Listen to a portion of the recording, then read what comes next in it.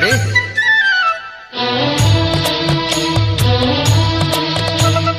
പരുമലച്ചെരുവിലെ പടിപ്പുര വീട്ടിൽ 18-ാം വട്ടത്തെങ്ങു വച്ചു.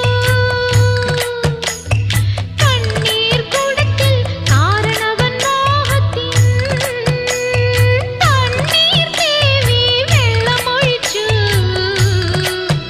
കുളിർ തണ്ണീർ തേവി വെള്ളമൊഴിച്ചു.